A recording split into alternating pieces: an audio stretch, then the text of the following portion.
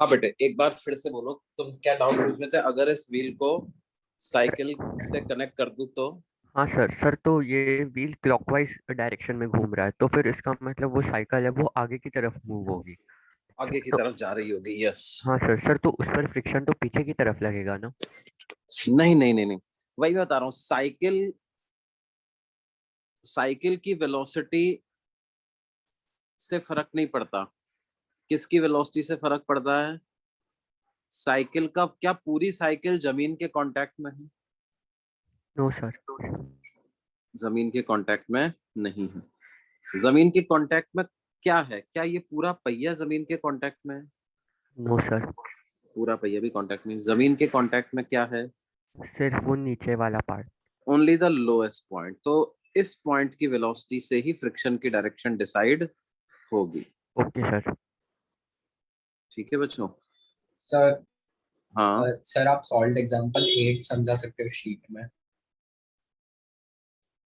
Sheet का page number solve 3 पे। Example solve 8। Example 8। हाँ हाँ हाँ, मैं समझा दूंगा। एक एक बार मेरे को पढ़ के बताओ तो, क्या है बेटे उस एग्जांपल में? हाँ sir, a body is hmm projected up along a rough inclined surface from the bottom hmm. with some velocity. It हाँ हाँ travels हाँ। up the incline and then returns back. If the स- time of ascent is ta and the hmm time of descent is td, then option A ta is equal to td, option B hmm. ta is more देखो than देखो, td. मैं समझ गया। देखो क्या है, समझो। अपन ऐसा एक क्वेश्चन ही सॉल्व कर लेते हैं, है ना? क्लियर अपने आप हो जाएगा सबको। देखो क्या है, ये ग्राउंड सरफेस है, ये एक इंक्लाइन प्लेन है, एंगल ऑफ इंक्लिनेशन हमें दिया हुआ है थीटा, ये एक एम मास का ऑब्जेक्ट है। आप कोफिशिएंट ऑफ फ्रिक्शन को कुछ मान लीजिए, म्यू इज 0.5, और एंगल ऑफ इंक्लिनेशन को हम मान लेते हैं कितना, 37 डिग्री। ठीक है। और पार्टिकल को मैंने कुछ इनिशियल वेलोसिटी से प्रोजेक्ट कर दिया, मान लीजिए 10 मीटर पर सेकंड से। और ये इंक्लाइन प्लेन जो है ये काफी लंबा है। Incline plane is sufficiently long.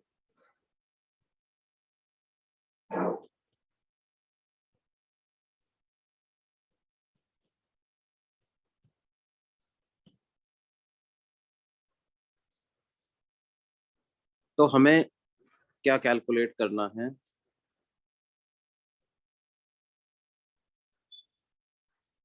Calculate the time of ascent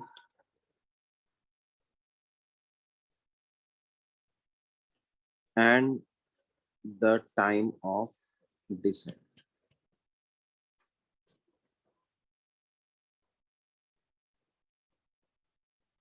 sir शायद हमने कैलकुलेट ऐसा टाइम क्वेश्चन ऑफ। किया है। हाँ बेटे। सर हमने शायद से यही क्वेश्चन किया है पहले। किया है क्या? सर हाँ सर। हाँ, हाँ सर। देखो पता चल जाएगा, अपने नोट्स में होगा पीछे।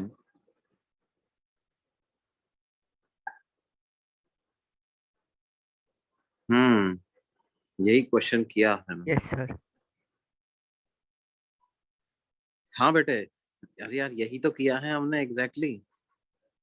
तो ऊपर जाने में 1 सेकंड लग रहा था, इसको नीचे आने में कितना टाइम लग रहा है? 2.23 सेकंड लग रहा है। तो कौन सा टाइम ज्यादा है, ऊपर जाने का या नीचे आने का? नीचे आने का। नीचे आने का टाइम ज्यादा है। और ये पता है, ये ऐसा नहीं है कि इस पर्टिकुलर डेटा के लिए ही ये चीज सही होगी। This is true for any value of mu and theta, है ना? मतलब हम इसको, जैसे अभी मान लो मैं तुम्हें क्या है, ये वैल्यूज मत लो तुम। हम इसको म्यू थीटा और इनिशियल वेलोसिटी वी नॉट के टर्म्स में भी डिराइव कर सकते हैं। कैसे? कि जब पार्टिकल ऊपर जा रहा होगा बच्चों, तो बताओ फ्रिक्शन की डायरेक्शन क्या होगी? सर नीचे की तरफ। नीचे की तरफ लग रहा होगा। और नीचे की तरफ और कौन सा फोर्स लग रहा होगा? Sir mg sin theta. mg sin theta और नीचे की तरफ लग रहा होगा। फ्रिक्शन को म्यू एन लिख देता हूं। एन बराबर है mg cos थीटा। फ्रिक्शन को म्यू एन लिख देता हूं, एन बराबर है mg cos थीटा।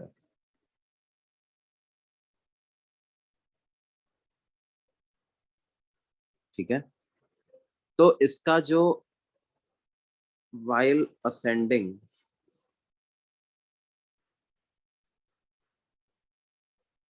जो एक्सेलरेशन की वैल्यू आ जाएगी वो कितनी आ जाएगी?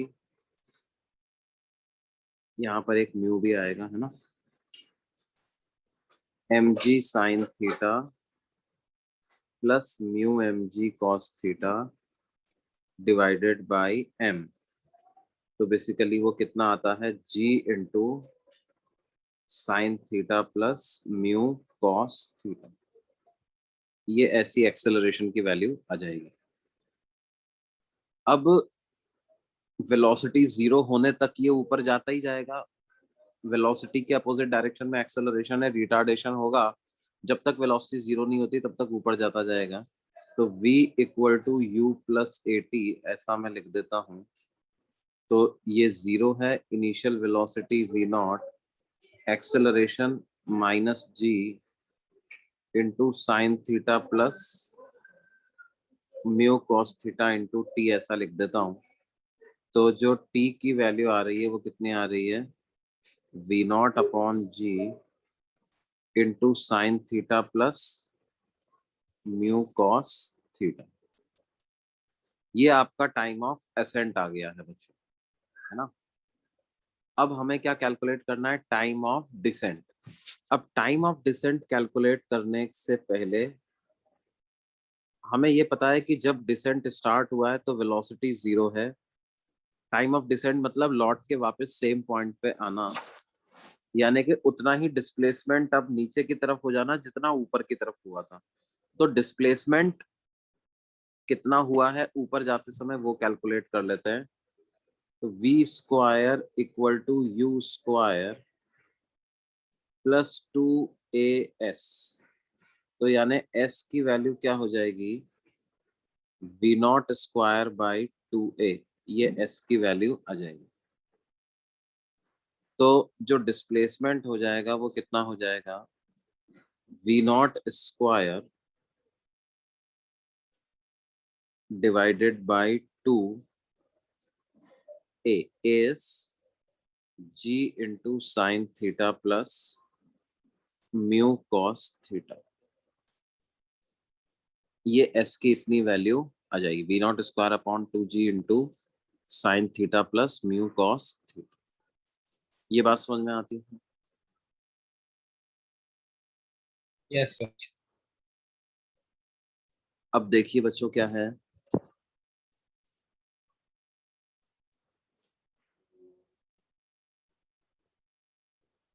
जब ये नीचे आना स्टार्ट कर रहेगा, इनिशियल वेलोसिटी तो खैर इसकी जीरो रहेगी ही सही, उसमें तो कोई बात है ही नहीं।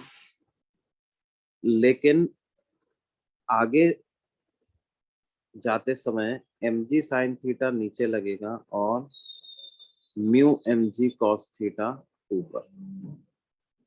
तो जो एक्सेलरेशन इसका हो जाएगा वो हो जाएगा mg sign theta minus mu mg cos theta divided by m, यानी g into sine theta minus mu cos theta.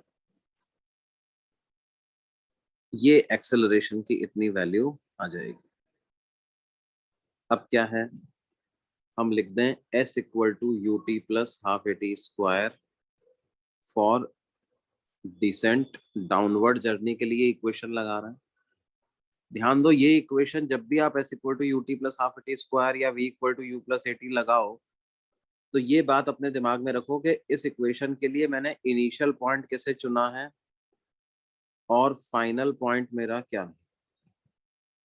तो इनिशियल पॉइंट तो वो जो कि वेलोसिटी 0 हो गई थी, फाइनल पॉइंट वो जबकि लौट के उसी जगह पे आ जाता है जो पॉइंट ऑफ प्रोजेक्शन थी, यानी उतना ही डिस्प्लेसमेंट अब डाउनवर्ड डायरेक्शन में हो गया है जितना ऊपर जाते समय हुआ था। तो एस को हम कितना रख देंगे बच्चों, एस को रख देंगे ये वाली वैल्यू जो हमने यहाँ पर कैलकुलेट करी, यानी v not square by 2g into sine theta plus mu cos theta. V not square by 2g into sine theta plus mu cos theta equal to initial velocity 0 half, acceleration कितना हो जाएगा,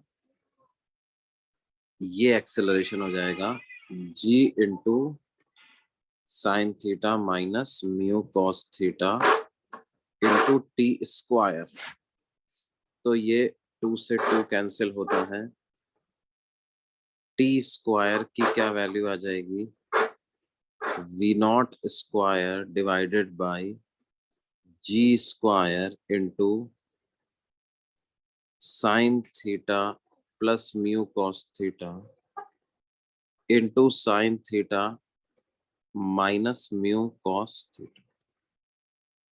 तो यहाँ इसका मतलब नीचे आने का जो टाइम हो जाएगा वो कितना हो जाएगा,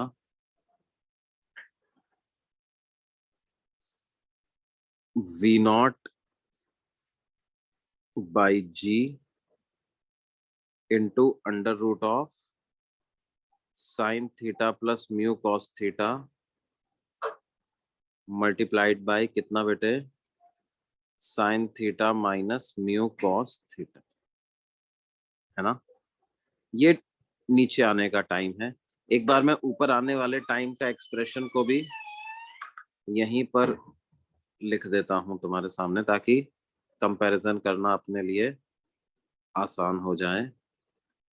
ये जो आ गया है ये क्या आ गया है, टाइम ऑफ डिसेंट, ये टाइम ऑफ असेंट है और ये रहा टाइम ऑफ डिसेंट। अब देखो बेटे कौन सा ज्यादा है कौन सा कम है, क्या कंपेयर कर पा रहे हैं। सर असेंट ज्यादा है। असेंट वाला टाइम कम है, असेंट वाला टाइम कम है बेटे, ज्यादा नहीं है, कम है। ओके सर, हाँ सर, वो डिनोमिनेटर में वैल्यू। देखो क्या है, इसको आप ऐसे लिख लो, time of ascent is equal to v not divided by g into under root of sine theta plus mu cos theta into sine theta plus mu cos theta, ऐसा लिख लो आप, है ना।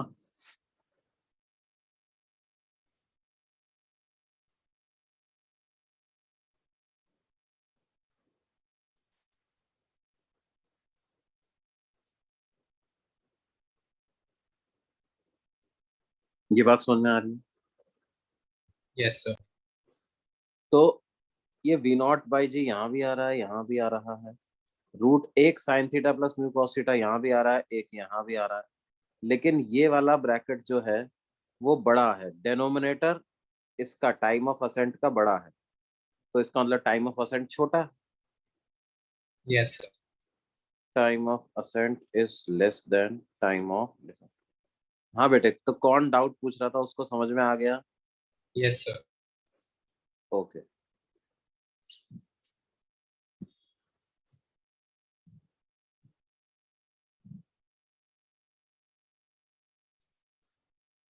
ठीक है बच्चों। तो ये हम काइनेटिक फ्रिक्शन के बारे में ये पढ़ रहे थे, है ना। पिछली क्लास में ये कुछ एग्जांपल्स हमने लिए थे।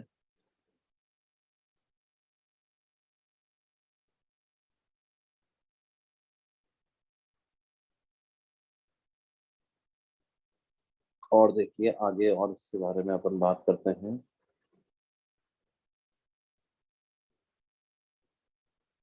मान लो हमसे कहा जाए कि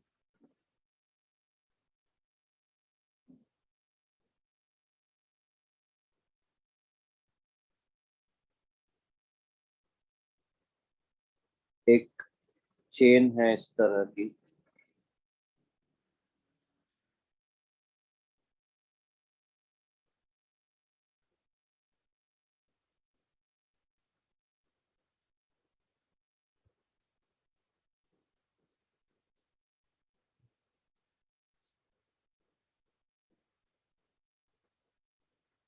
जिसका कुछ पार्ट तो क्या है बेटे, हॉरिजॉन्टल सरफेस पे रखा हुआ है,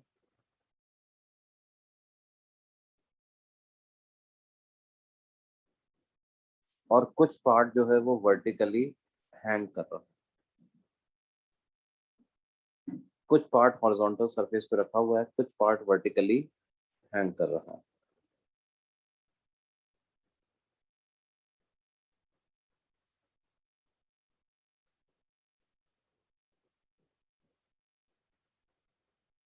मान लेते हैं कि 3L/4 लेंथ तो हॉरिजॉन्टल टेबल पे रखी हुई है, और L/4 लेंथ जो है वो ऐसे वर्टिकली हैंग कर रही है। यहाँ पे कोफिशिएंट ऑफ फ्रिक्शन हमें दिया गया है न्यू। तो हमें पता करना है क्या, find the initial acceleration of the chain if it starts slipping.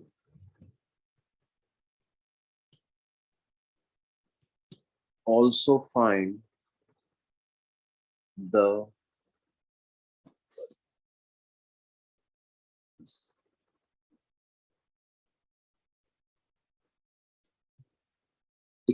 speed acquired by the chain when it slips off completely from the table.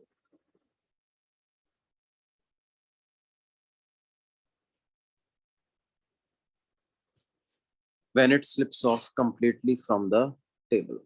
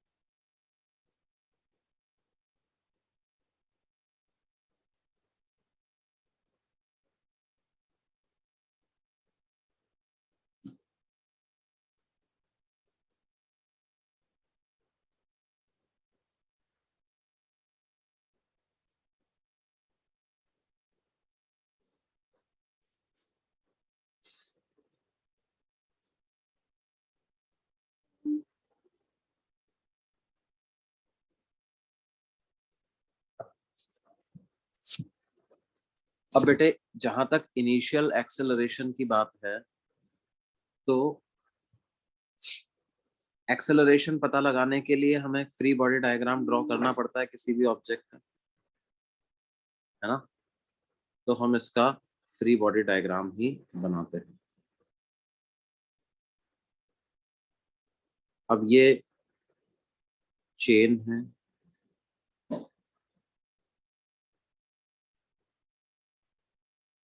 और इस पर लग रहा है नीचे की तरफ ग्रेविटेशनल फोर्स, जो कि 3mg/4 लगेगा। ऊपर लग रहा है नॉर्मल, और इधर लग रहा होगा फ्रिक्शन। और ये जो लिंक है वो लिंक इस पर ऐसे आगे की तरफ टेंशन फोर्स कैलकुलेट एक्सर्ट कर रहा है ना। सर नीचे की तरफ 3 mg/4 कैसे हुआ? भाई टोटल मास m मान लिया मैंने इसका, यस सर। तो L लेंथ यूनिटरी मेथड लगाया मैंने, है ना। ओके ओके सर, समझा। अच्छा, अब ये वाला जो पार्ट है चेन का, कौन सा, जो वर्टिकली हैंग कर रहा है, उसकी अगर मैं बात करूं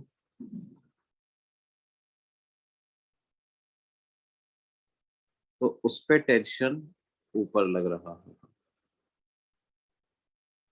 और उस पर नीचे की तरफ फोर्स लग रहा होगा कितना, mg/4।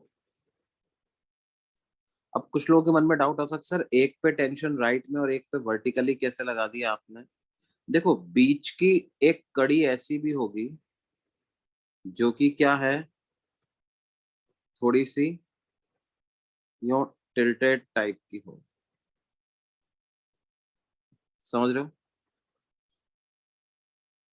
Yes sir.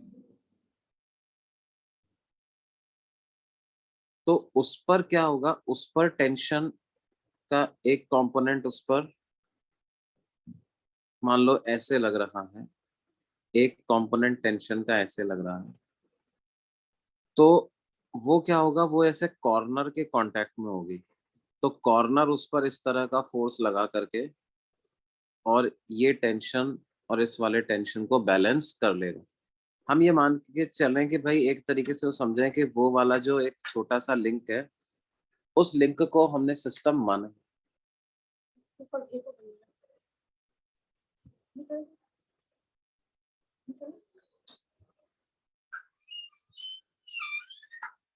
समझ में आई बात बेटी। Yes sir. हाँ सर ये जो टेंशन फोर्स मतलब लग रहा है वो लिंक लगा रहे हैं ना एक दूसरे पे। हाँ हाँ हाँ। Okay sir.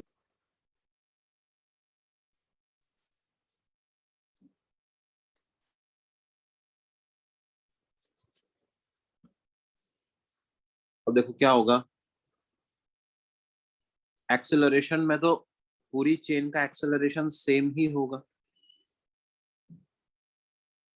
तो वर्टिकल पार्ट का नीचे मान लेते हैं, इसका राइट में मान लेते हैं।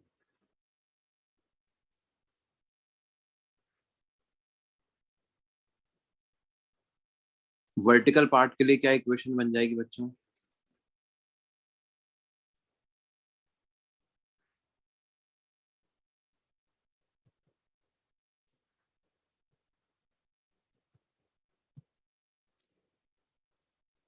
ऐसी बन जाएगी। और हॉरिजॉन्टल पार्ट के लिए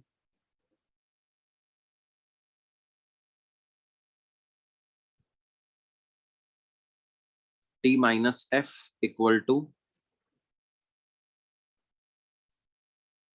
इसका मास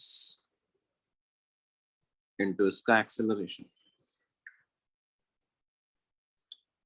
दोनों इक्वेशंस को हम ऐड कर दें तो T कैंसिल हो जाता है, तो मेरे पास क्या आ जाएगा, mg/4 minus F equal to m/a।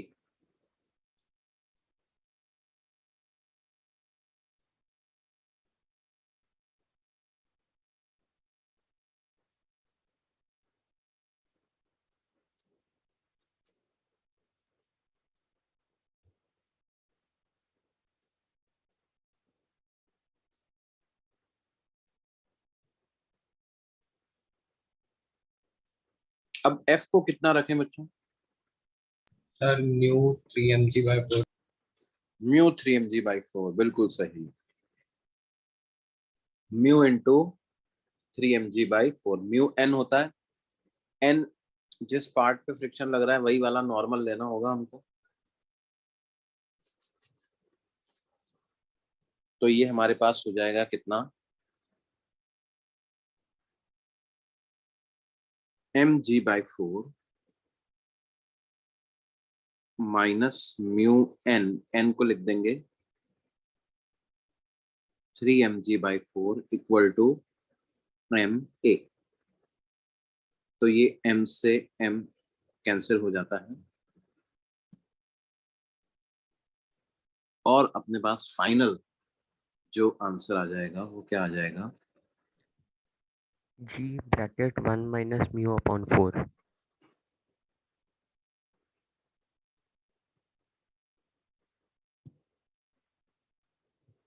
Yes sir, 3 mu.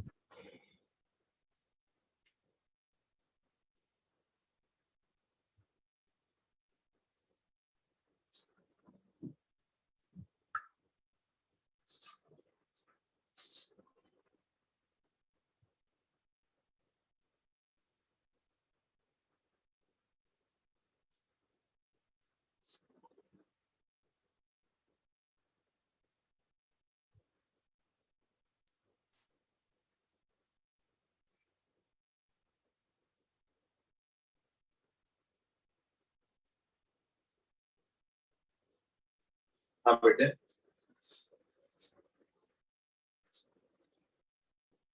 अच्छा, अब इसका अगला पार्ट ट्राई करो तो जरा। मान लो एक्स लेंथ चेन डिस्प्लेस हो चुकी है।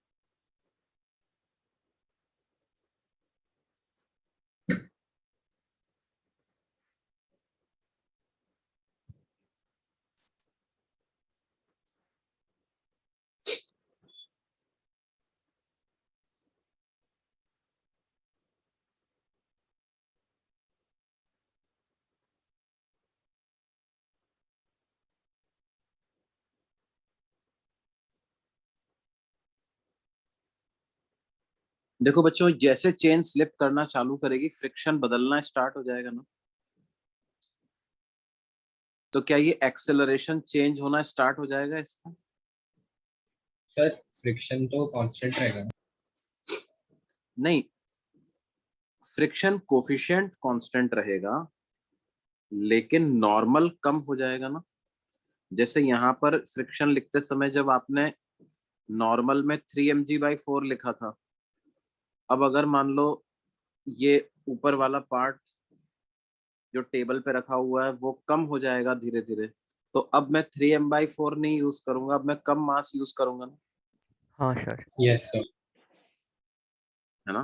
तो बेटे क्या होगा कि कुछ टाइम बाद ऐसी सिचुएशन अगर आ जाती है कि टेबल पर जो चेन की लेंथ है अब वो बची है कितनी? 3l/4 माइनस एक्स, और जो चेन वर्टिकली हैंग कर रही है वो हो गई है कितनी? l/4 L/4 plus plus x। X. तो क्या होगा? अब l/4, देखो मास में हम यूनिटरी मेथड लगाते हैं तो हम कहेंगे length l has mass m, this implies length l/4 plus x has mass कितना? m/l into l/4 plus x, and length 3l/4 minus x has mass equal to m/l into 3l/4 minus x। तो क्या हो जाएगा? ये L/4 plus x वाले पर ही तो mg लग रहा है, तो लिख देंगे m/l into L/4 plus x into g minus p is equal to m/l into L/4 plus x into acceleration a। और जो पार्ट ऊपर बैठा हुआ है उस पे क्या लिख देंगे, t माइनस म्यू n को क्या लिख देंगे, m/l into 3L/4 minus x into g is equal to m/l into 3L/4 minus x into a। ये इक्वेशन नंबर 2 इतनी आ गई। ऐड कर दे दोनों इक्वेशन को, तो माइनस टी से प्लस टी कैंसिल हो गया, तो क्या हो जाएगा, mg/l जो है वो हम बाहर ले लेते हैं और हमारे पास बचेगा L/4 plus x minus mu into 3L/4 plus mu x। ये बराबर हो जाएगा किसके, ma/l into L/4 plus 3L/4, तो वो तो L ही हो जाएगा, तो ये L से L कैंसिल होता है और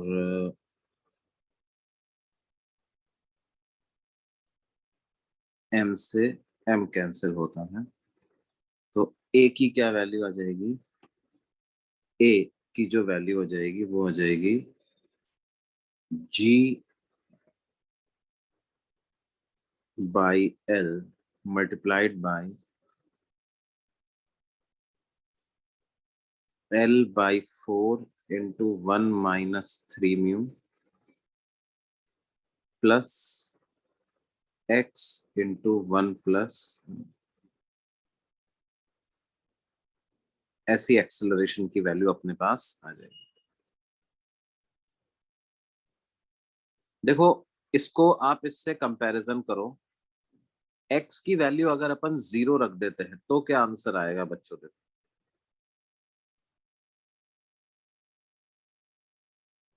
क्या यही आंसर आ जाएगा, यस सर। और अगर x को l रख दोगे तो क्या आंसर आ जाएगा, क्या उम्मीद करते हैं, अगर x इक्वल टू l हो जाए तो क्या आंसर आ जाना चाहिए बच्चों एक्सेलरेशन का,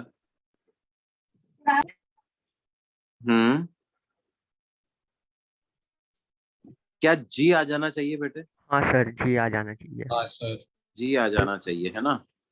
तो यस x सर। को l पुट करके चेक करो आप, substitute x as equal to l, sir क्योंकि अगर पूरा ही चेन गिर पूरा जाएगा तो चेन वो फ्री गिर फॉल हो जाएगा तो जाएगा। हाँ सर। तो फ्री फॉल ही हो गया, है ना।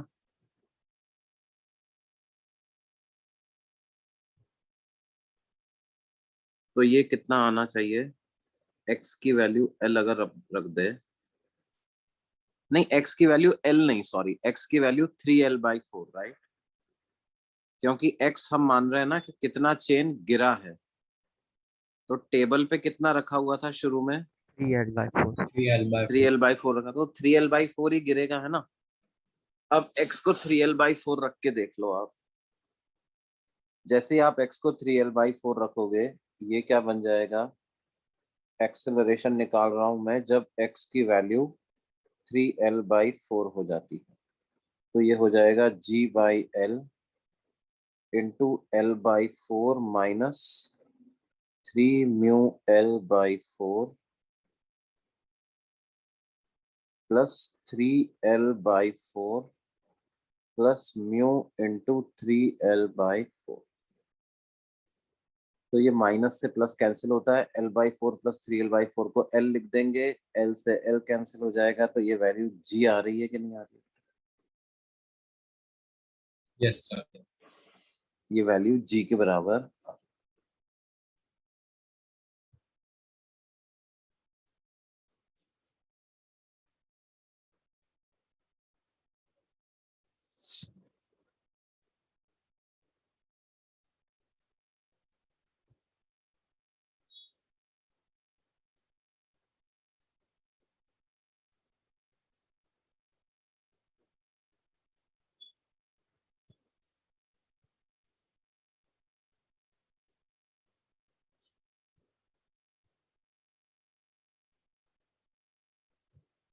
अच्छा, ये क्वेश्चन एक्चुअली अभी खत्म नहीं हुआ है। हमको क्या पूछा था इस क्वेश्चन में बेटे, इसकी कितनी स्पीड आ जाएगी, है ना। तो देखो हम क्या देखते हैं कि एक्सेलरेशन तो वेरिएबल है। वेरिएबल एक्सेलरेशन में स्पीड कैसे निकालोगे? क्या एक्सेलरेशन को हम v d v by d x ऐसा लिख सकते हैं? Yes. Yes sir. तो हम ए डी एक्स को बराबर लिख देंगे किसके? वी डी वी के। और यहाँ पर हम कर देंगे इसको इंटीग्रेट। इंटीग्रेट कर देंगे तो अपने पास आ जाएगा कितना, ऐसा। ए की वैल्यू सब्स्टिट्यूट कर दो तो ये हो जाएगा g by l into l by 4 into 1 - 3 mu plus x into 1 + mu. ये बराबर आ रहा है किसके? Integration of v d v के। और इसको इंटीग्रेट कर देंगे 0 से v तक। यहाँ इंटीग्रेट कर देंगे, ये dx भी है आगे। इसको इंटीग्रेट कर देंगे 0 से लेकर के 3l/4 तक, है ना। तो जब आप इसको इंटीग्रेट करोगे बच्चों, तो ये वाली जो टर्म है पूरी की पूरी, ये तो कांस्टेंट है, इसको तो अलग लिख ही लेंगे। और ये g/l से मल्टीप्लाई होकर के बन जाएगा कितना? g/4 into 1 - 3 mu integration of dx। और लिमिट डालनी है 0 से लेकर के 3l/4 तक। और अगली जो टर्म बनेगी वो बन जाएगी gx/l into 1 + mu into dx। और इसको भी इंटीग्रेट कर दें 0 से लेकर के 3l/4 तक। और ये बराबर आ जाएगा v² / 2 के। तो हमारे पास आ जाएगा कितना? g/4 into 1 - 3 mu into 3l/4 plus g/l into 1 + mu x D x का इंटीग्रेशन x² / 2। तो 1/2 9l² / 16। ये बराबर हो जाएगा v²/2 के। तो क्या है ये 2 8 16 ये कैंसिल हुआ, और ये 8 16 ये कैंसिल, और एक एल से ये एल कैंसिल हो जाता है। तो क्या वैल्यू आ जाएगी? 3gl into 1 - 3 mu 3gl into 1 - 3 mu divided by 8 plus 9gl into 1 + mu divided by 16। This is equal to v²। तो यहाँ से आपके पास क्या है? 16 एलसीएम आ जाता है, 8 2 जा 16। तो 6gl प्लस 9gl वो हो जाएगा कितना? 15gl। और ये कितना हो जाएगा? -18 म्यूजीएल प्लस 9 म्यूजीएल। तो -9 mu g l is equal to v square. तो यहां से हमारे पास वैल्यू जो है वो कुछ ऐसी हो जाएगी, v is equal to under root of g l into 5 minus 9 mu divided by 16। Sir 15 ना। 15 माइनस 9 म्यू डिवाइडेड बाय।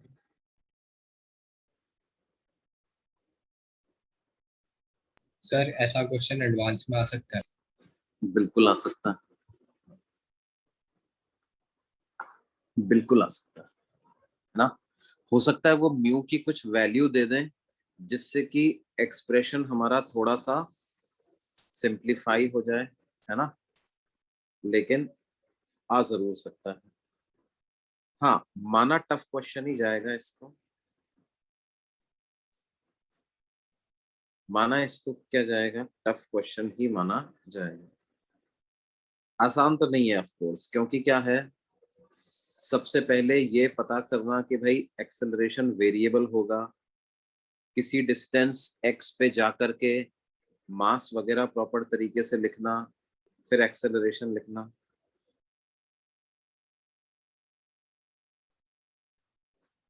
और फिर इंटीग्रेशन करके करेक्ट लिमिट लगा करके वेलोसिटी पता करना। ऑब्वियसली कई सारे स्टेप्स इसमें इन्वॉल्व हैं, तो आएगा भी तो टफ क्वेश्चंस के ही कैटेगरी में आएगा, लेकिन हाँ आ तो सकता है। ये बात समझ में आती है बच्चों? Yes sir. और देखो हमें बच्चों क्या है कि अब सारे क्वेश्चन थोड़े टफ क्वेश्चन भी करवाने करवाने होते हैं, लेकिन अगर मान लो किसी को ये टफ लग रहा है, यार ये बहुत टफ है, तो उसको परेशान होने की जरूरत नहीं है, क्योंकि अभी अपने पास कई लंबा सफर है जो कि अपने को जेई देने तक कवर करना है।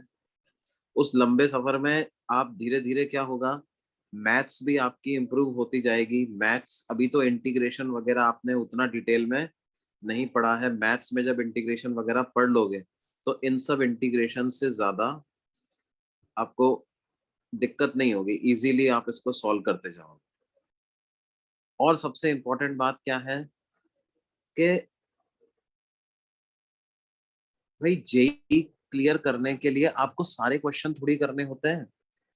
जैसे इस बार का मैं आपको डेटा बताऊं, जबकि इस बार का पेपर आसान था, फिजिक्स का पेपर इस साल का काफी आसान था, तो इस बार एट 50% स्कोर जो रैंक आ गई है बच्चों, वो लगभग 1300 के करीब रैंक आ गई।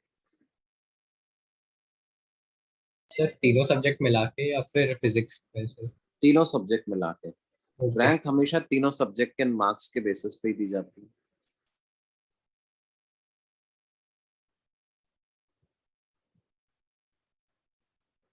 ये इस बार का डेटा है, this year,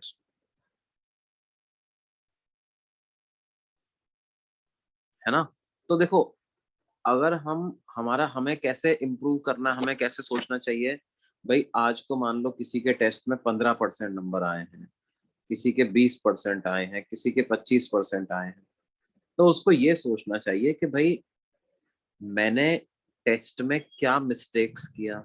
after every paper हम टेस्ट का एनालिसिस हमें करना चाहिए, जरूर करना चाहिए। टेस्ट का एनालिसिस आपको करो, और टेस्ट एनालिसिस में क्या इंपॉर्टेंट चीज है कि सबसे पहला पॉइंट जो चेक करने का होता है वो ये होता है, was I able to read all the questions. सारे क्वेश्चंस में पढ़ रहा हूं कि नहीं पढ़ रहा हर पेपर में, क्योंकि क्या है, कोई भी इजी क्वेश्चन हमारा छूटना नहीं चाहिए। I must not leave, one must not leave any easy question in the paper. Sir और आइडियली रेजोनेंस के टेस्ट में मतलब एडवांस वाले टेस्ट में कितने परसेंट होने चाहिए? देखो बेटे, मैं आपको बात बताता हूँ कि मैंने इस तरह के स्टूडेंट्स रेजोनेंस में कई देखे हैं जिन्होंने शुरू में 20-25% स्कोर किया, लेकिन वो इम्प्रूव किए, 11th के एंड तक आते आते 30-35% तक पहुंचे, और फिर 12th में जाते जाते अक्टूबर नवंबर के महीने तक आते आते उनका 40% तक स्कोर पहुंचा। और फिर जब एक बार सिलेबस खत्म हो गया, बोर्ड्स का भी सिलेबस खत्म हो गया, फिर उनको थोड़ा टाइम मिला, रिवीजन किया उन्होंने, ये स्कोर और इम्प्रूव हुआ, और फाइनली अंडर 1000 रैंक, माने 400 500 600 टाइप की रैंक लेकर के उन्होंने क्वालिफाई किया, है ना। तो देखो, आपको क्या कल देना है क्या जेई एडवांस का एग्जाम? नहीं सर। कल नहीं देना, हमें देना है। हालांकि सिलेबस भी कवर करना है, आगे और भी चैप्टर ऐड होते जाएंगे, बस हमारा टारगेट ये होना चाहिए हम इम्प्रूव करें। आप ऐसे देखो कि अगर आप हर महीने भी, एवरी मंथ जो आपका टेस्ट हो रहा है, उसमें अगर आप 4% का भी इम्प्रूवमेंट करते हो,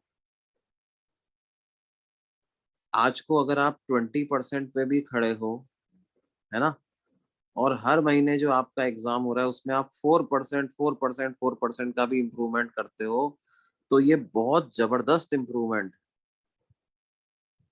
समझ रहे हो। 4% छोड़ो, आप 2% का भी अगर इम्प्रूवमेंट कर रहे हो, तो हमें इस वाली पावर को यूटिलाइज करना है। लेकिन वो इम्प्रूवमेंट अपने आप नहीं होगा, ऑफ कोर्स, है ना। इम्प्रूवमेंट अपने आप नहीं होगा, उसके लिए जी तोड़ मेहनत करनी पड़ेगी, काफी हमें मेहनत करनी पड़ेगी। वो मेहनत किस तरह से करनी पड़ेगी भाई? हम अवेयर रहें, क्या पढ़ रहे हैं, समझ में आ रहा है, चीजें अच्छे से फील हो रही हैं कि नहीं हो रही है। अगर नहीं हो रही है तो इमिडिएटली व्हाट्सएप पर अपने टीचर को मैसेज करो, मुझे बताओ सर इस चीज में दिक्कत हो रही है हमें। जैसे अगर आपको इंक्लाइन प्लेन वाले क्वेश्चन में दिक्कत थी, तो आपको क्या है, अगली क्लास के आने तक का इंतजार नहीं करना है बेटे, तो व्हाट्सएप पे मैसेज ड्रॉप करो, ताकि क्या है, उसके बारे में कुछ एक्शन लिया जा सके, उसको हम जल्दी से जल्दी सॉल्व करें। Yes sir. और टेस्ट पेपर Yes. में क्या है ना, स्कैन कर करके क्वेश्चन पेपर अटेम्प्ट किया करो। ऐसा नहीं है कि पूरा फिजिक्स एक बार में अटेम्प्ट करना है, फिर पूरा केमिस्ट्री एक बार में अटेम्प्ट करना है, फिर पूरा मैथ्स एक बार में अटेम्प्ट करना है, ऐसा नहीं करना अपने को। अपने को कैसे करना है, पेपर आया, मान लो सबसे पहले फिजिक्स था, फिजिक्स में अपन स्कैन करते जा रहे हैं, देखते जा रहे हैं, हाँ हाँ हाँ, हमें लगा अरे यार ये क्वेश्चन नंबर 5 का डायग्राम तो थोड़ा देखा हुआ सा लग रहा है, शायद हो जाएगा। पढ़ा, मान लो हो गया, 5th हो गया, ठीक है, हो गया।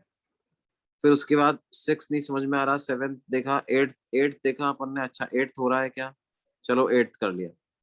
फिर देखा अरे यार अभी तो लाइन से कोई क्वेश्चन नहीं हो रहे, तो कोई बात नहीं, फिजिक्स में पीछे से देखा अपन ने, टोटल मान लो फिजिक्स में 19 क्वेश्चन आए थे, क्वेश्चन नंबर 19 देखा, वो नहीं हो रहा, 18 भी नहीं हो रहा, लेकिन 17 हो गया हमसे, चलो ठीक है भाई, 17 तो हुआ। फिर मान लो क्वेश्चन नंबर 12 भी हो गया, चलो 12, 4 क्वेश्चन हो गए। फिर अब केमिस्ट्री पे जंप कर जाओ। इस तरह से मान लो केमिस्ट्री में भी आपने कुछ क्वेश्चन कर लिए, क्वेश्चन नंबर 15 कर लिया, क्वेश्चन नंबर 19 कर लिया, ऐसे कुछ क्वेश्चन कर लिए।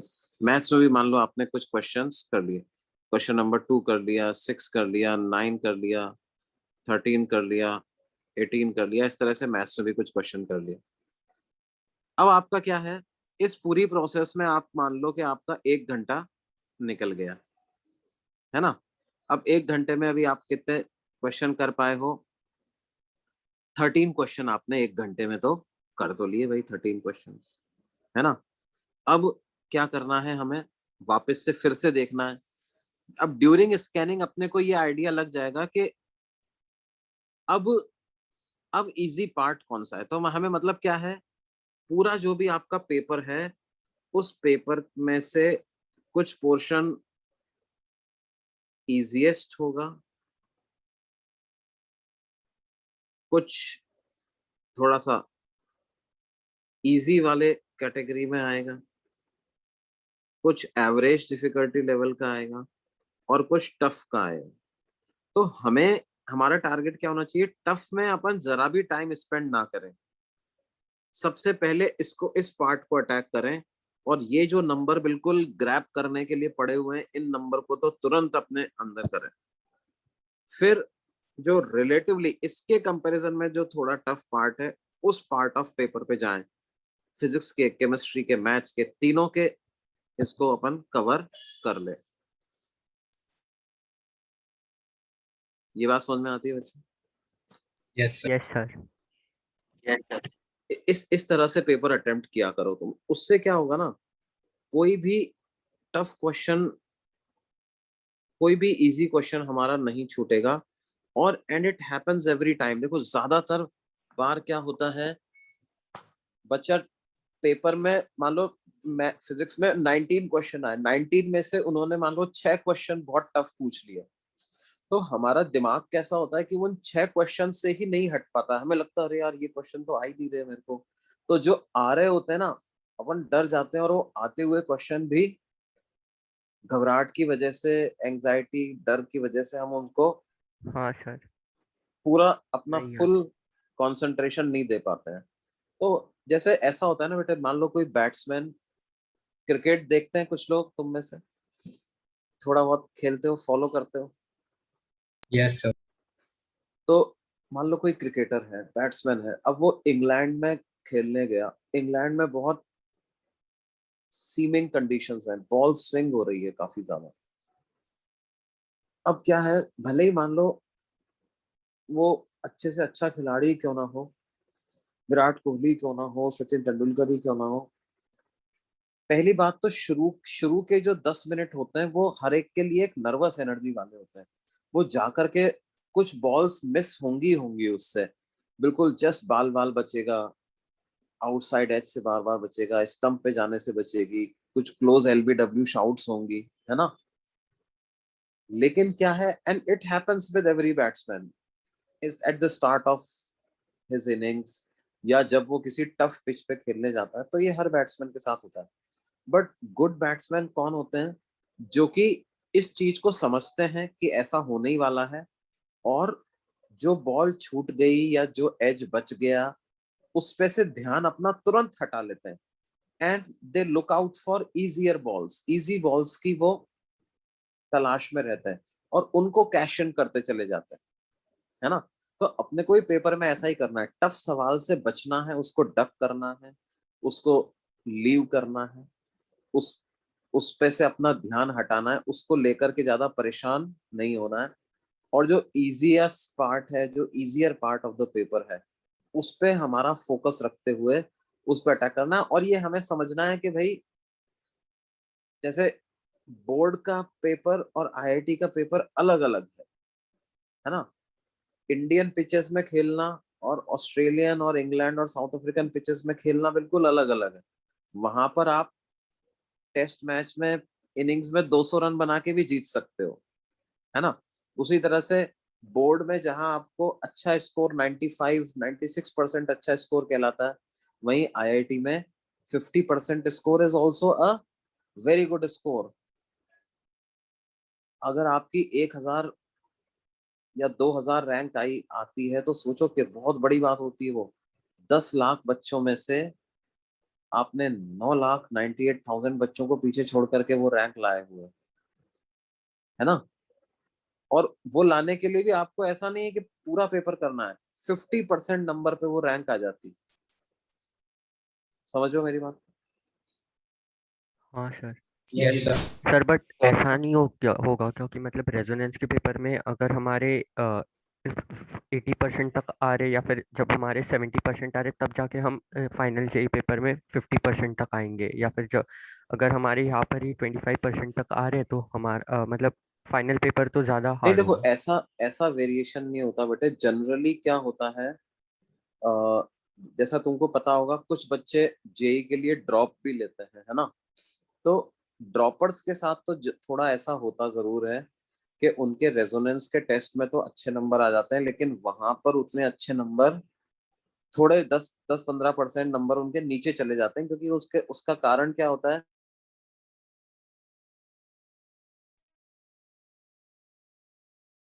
उन्हें मटेरियल याद हो जाता है।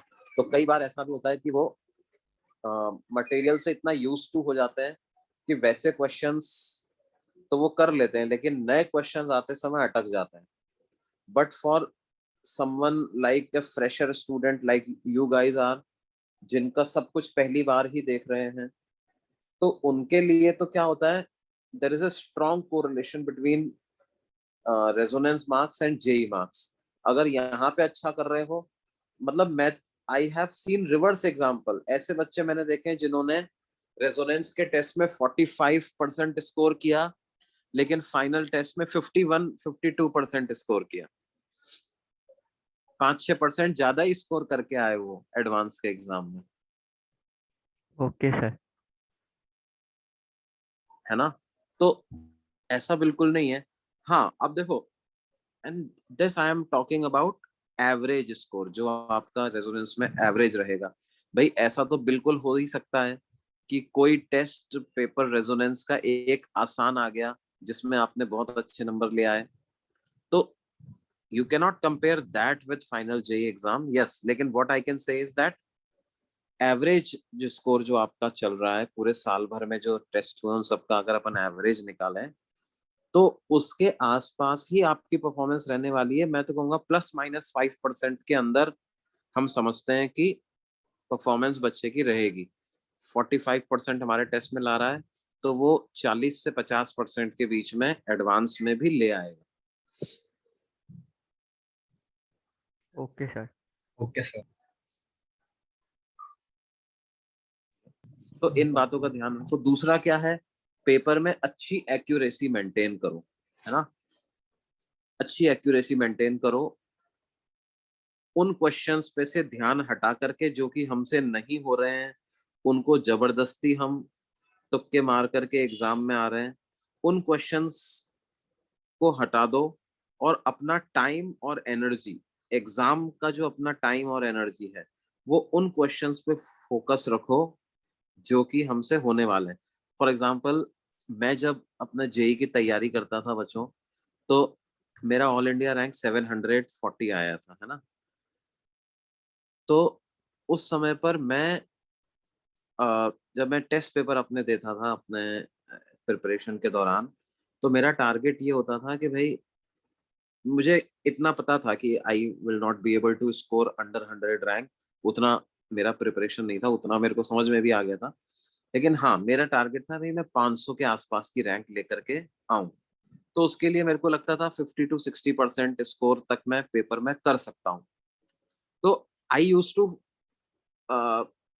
अब मैं 70% पेपर को ही अपना अटेम्प्ट, अपना मतलब पोर्शन मानता था। मैं मानता था यार 30% तो मुझे देखना ही नहीं है, उस पर ना मुझे अपना टाइम वेस्ट करना है ना अपनी एनर्जी वेस्ट करनी है। Because if I waste my time and energy on those questions जिसके बारे में मेरी प्रोबेबिलिटी बहुत कम है कि मैं उनको सॉल्व कर पाऊंगा, तो मैं जहां पे मैं कैश इन कर सकता हूँ वो पार्ट से मेरा फोकस लूज होगा, है ना। और मेरे साथ ऐसा होता था कि मैं 20 में से 12 क्वेश्चन अटेम्प्ट किए, 12 में से 11 सही हो जाते थे, मेरे गलत कम करते थे। और 11 भी अगर सही हो गए हमारे 20 में से, तो हमारा स्कोर जो है वो 50% के ऊपर ही रहने वाला है। Yes sir. Yes sir. हाँ, एक्यूरेसी को हमें इम्प्रूव भी अगर करना है, तो एक्यूरेसी को सेक्रीफाइस करके इम्प्रूवमेंट नहीं करना है, एक्यूरेसी के साथ इम्प्रूवमेंट करना। तो सर देखो बच्चों, नॉर्मली एक्यूरेसी कितने से ज्यादा होना चाहिए, कितने परसेंट से ज्यादा? देखो 80% एक्यूरेसी होनी चाहिए हमारी। मतलब लेट्स से आप 10 क्वेश्चन कर रहे हो, तो ज्यादा से ज्यादा 2 गलत हो जाए उसमें से, ठीक है। ओके वो सर। एक्यूरेसी हमारी ज्यादा है, इसका मतलब दो चीज हो रही है हमारे साथ। एक तो क्या है, हम सेल्फ अवेयर बहुत ज्यादा हैं, और सेल्फ अवेयरनेस एक ऐसी क्वालिटी जो कि हमें लाइफ लॉन्ग हेल्प करती है। हमें अपनी स्ट्रेंथ और अपनी वीकनेसेस पता है या नहीं है, कोई भी काम करने में बड़ा इंपॉर्टेंट रोल प्ले करता है। उसी के हिसाब से हम स्ट्रैटेजी बना सकते हैं। तो स्टूडेंट जिसका एक्यूरेसी अच्छा हो, इसका मतलब क्या है, he is quite aware Self-aware. About his own abilities, कि वो बोल सकता है भाई वो उसके बारे में, खुद के बारे में वो अच्छे से जानता है, तो उसको आगे जाकर के इम्प्रूवमेंट के भी चांस उसके ज्यादा होंगे। उसको पता रहेगा मेरे को कहाँ पे एफर्ट करना है, कहाँ पे एफर्ट नहीं करना। फाइनल एग्जाम में भी वो उतना ही स्कोर लेकर के आ पाएगा, जो कि मतलब वो कंसिस्टेंट है एक तरीके से वो बच्चा, है ना। Yes, sir.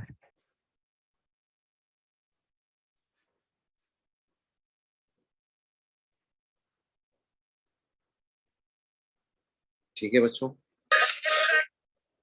अब देखो क्या है, ये इसका हम काइनेटिक फ्रिक्शन की बात कर रहे थे, है ना। कुछ सर आप एग्जांपल्स। होमवर्क डिस्कस करने वाले थे ना सर, फ्रिक्शन का। फ्रिक्शन का क्या डिस्कस करने वाले थे बेटे, होमवर्क ना। होमवर्क, हाँ हाँ सर। हाँ, पूछ लो, डाउट्स पूछ लो, ऐसा करो फ्रिक्शन का होमवर्क का ही डाउट पूछ लो आप। आपने एक्सरसाइज वन। सेक्शन ए दिया था ना पूरा? हाँ सेक्शन ए दिया। Okay sir. सर पहले पार्ट 1 की पार्ट 2। वो जो तुमने किया पार्ट 1 पूछ लो पहले। सर पार्ट 1 में नहीं है कोई।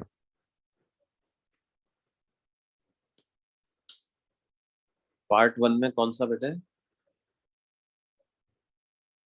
नहीं सर, नहीं है। A2। Sir part part 1 one में में नहीं। A3। A3।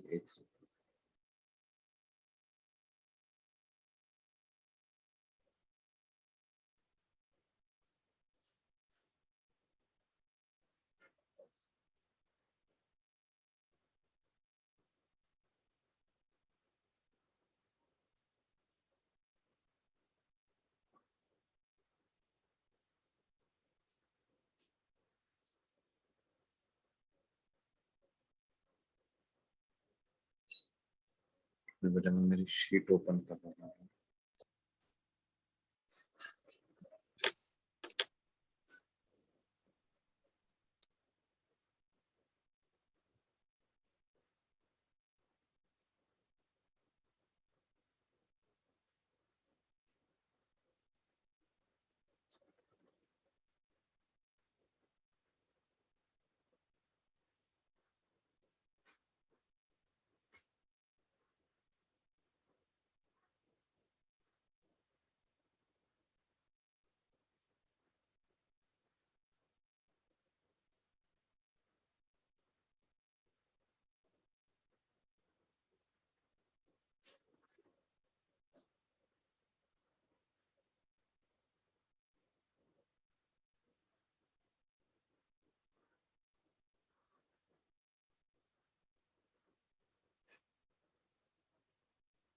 अच्छा बेटा, A3 क्वेश्चन थोड़ा सा पढ़ना, तो क्या है मेरे को याद आ जाए, इससे क्या V बताना। shown in the figure is fixed at O and the inconstant with rough surface as shown. The wheel rotates with an angular velocity of omega. What is the direction and nature of friction force on the wheel and on the ground?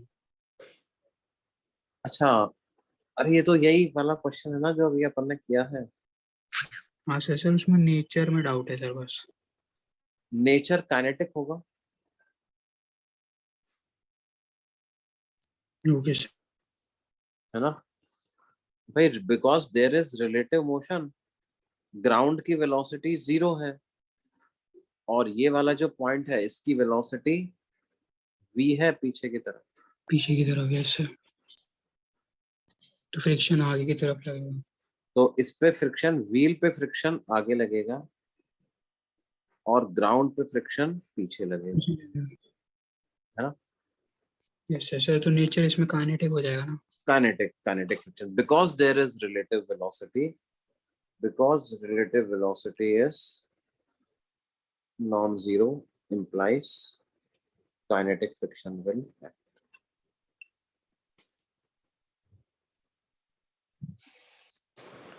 और बोलो। Sir बस A section में इतना doubt था। Okay okay.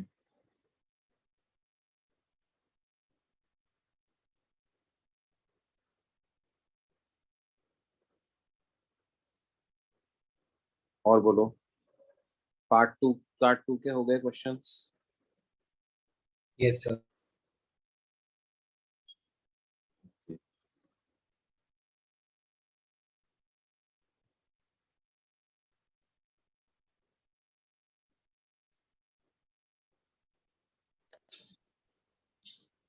Sir part 2 से A2 और A3। Part 2 से A2 और A3। हाँ बोलो भाई, A2 क्या है, पढ़ो। सर सर पार्ट 2 वुडन से ब्लॉक A1 भी। अच्छा A1, ठीक है, पहले A2 बता देते फिर A1 बताएं। बोलो Sir, a A2 बोलो। wooden block of mass M resting on a rough horizontal table is pulled by a force F as shown. The solution of block moving horizontally is। ऐसे पुल कर रहे हैं क्या? हाँ सर। और एंगल कुछ theta वो दिया थीटा हुआ है हाँ ना, सर। और कोफिशिएंट ऑफ फ्रिक्शन म्यू है। म्यू है। तो अब देखो इस ब्लॉक पे हम क्या करें, जो फोर्सेस लग रहे हैं उनके कंपोनेंट्स कर लेते हैं। तो F cos थीटा आगे आ जाएगा, F sin थीटा ऊपर आ जाएगा, नॉर्मल भी ऊपर आ जाएगा, mg नीचे आ जाएगा, और फ्रिक्शन पीछे आ जाएगा। ठीक है, तो क्या लिखेंगे, n plus F sin theta minus mg is equal to 0। तो n की वैल्यू आ जाएगी mg minus F sin।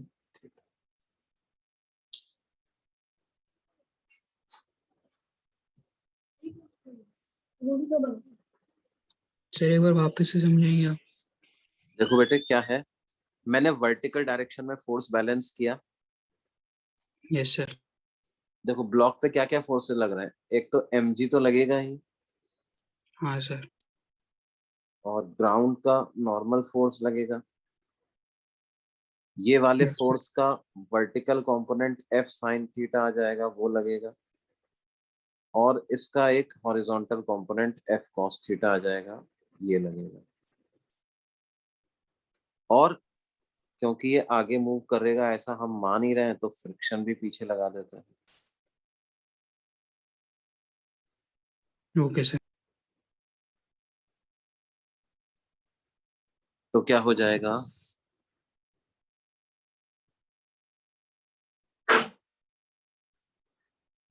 Vertical direction में तो ये इक्विलिब्रियम में है ना। तो वर्टिकल डायरेक्शन के फोर्सेस बैलेंस कर दिए मैंने। n ऊपर लग रहा है, F sin थीटा ऊपर लग रहा है, mg 0 लग रहा है, तो इनका सम तो 0 हो जाएगा, है ना। Yes sir. तो n की वैल्यू आ जाएगी mg minus F sin theta.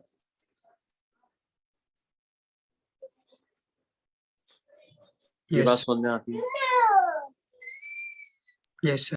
और हॉरिजॉन्टल डायरेक्शन की अगर बात करूं तो फ्रिक्शन बराबर होगा म्यू n। सर तो फिर mu m minus sorry F cos theta minus mu m equal to something ऐसा। एक्सेलरेशन, हाँ। तो म्यू n की वैल्यू पुट कर देता हूँ mg minus F sin theta. Yes sir.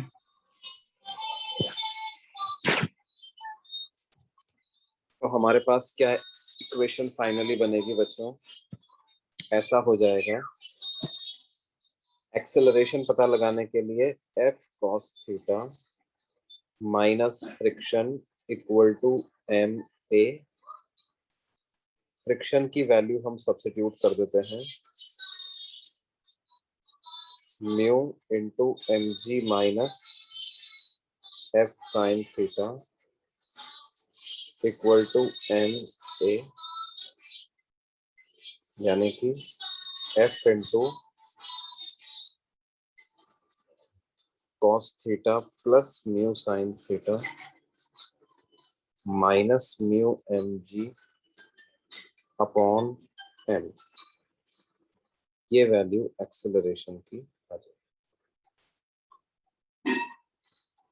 ये बात समझ में आती है? Yes sir. सर तो उसमें से एम कटेगा क्या ऐसा कुछ? m क्योंकि तो ये आप ये मतलब वाला आंसर ऐसे ऑप्शन भी में आप नहीं है। तो ऐसे भी छोड़ सकते हो या आप ऐसे भी लिख सकते हो f by m into cos theta plus mu sin theta minus mu g, ऐसा भी लिख सकते हो।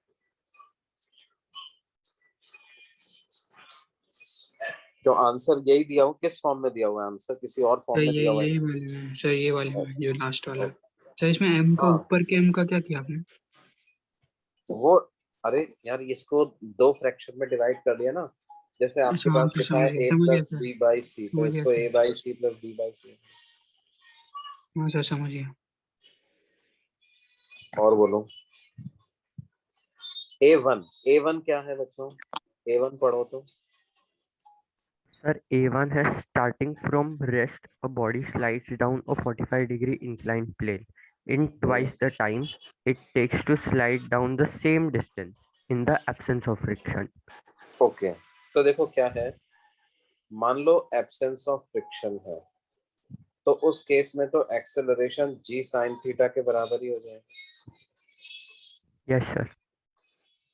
तो हम लिख देंगे L is equal to half g sin theta into t square. तो यहाँ पे जो टाइम लग रहा है वो √2L by ji sine theta लग रहा है ना। हाँ सर।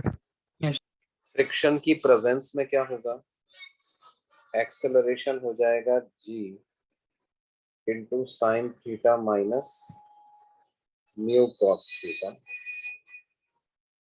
तो L को हम लिखेंगे हाफ a यानी g into sine theta minus mu cos theta into t square. तो ये वाला टाइम जो आ जाएगा वो कितना आ जाएगा, √2L divided by g into sine theta minus mu cos theta. ये टाइम ज्यादा लगेगा है ना, फ्रिक्शन की प्रेजेंस में तो धीरे धीरे आएगा। तो t dash is twice of t, ऐसा हमें दिया हुआ है। हाँ सर। वैल्यू सब्स्टिट्यूट कर देते हैं, 2L upon g sine theta minus mu cos theta is equal to 2 times of √2L by g sine. तो ये √2L से √2L कैंसिल हो जाएगा, स्क्वायरिंग कर दें आप तो half into g sine theta minus mu cos theta is equal to 4 divided by g sine theta. ये जी से जी कैंसिल हो जाएगा, तो क्या वैल्यू आ जाएगी हमारे पास, sine theta equal to 4 sine theta minus 4 mu cos theta. Cos theta. तो 4 mu cos theta is equal to 3 sine theta. तो 4 म्यू बाई 3 की वैल्यू आ जाएगी कितना, 10। tan theta. Yes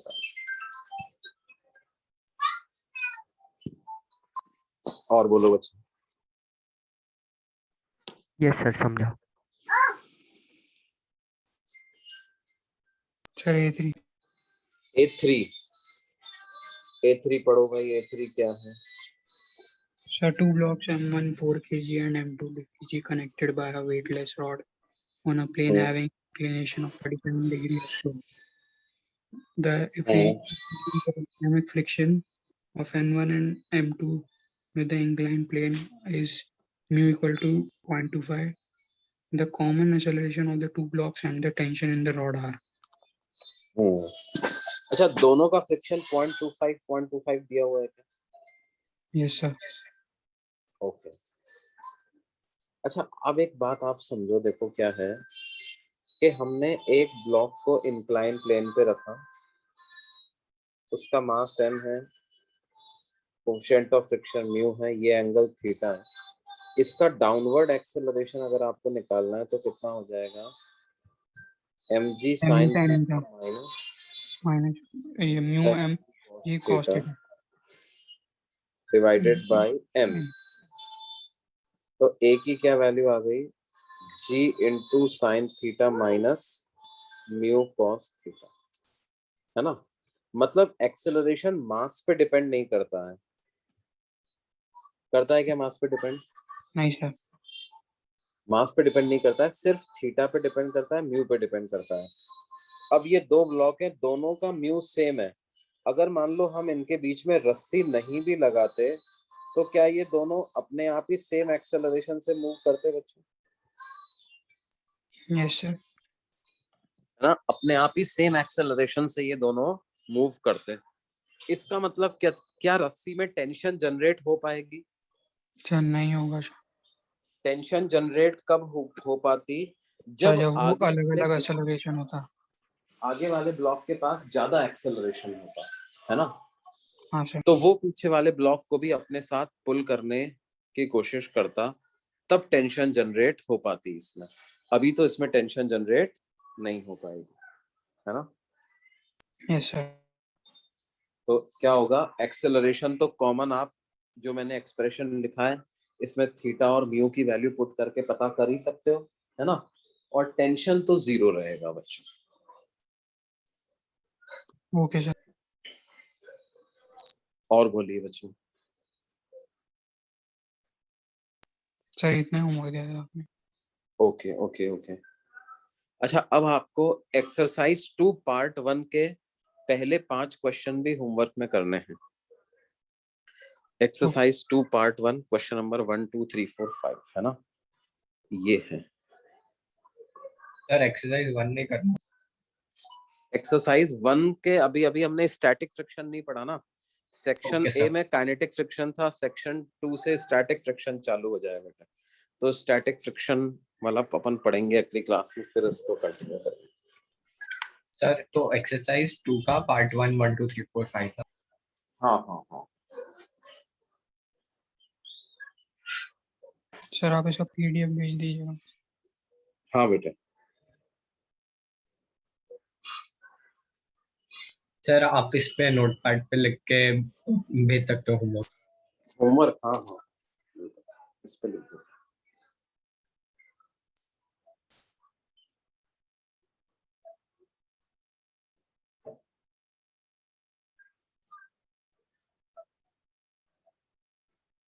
okay sir, thank you sir.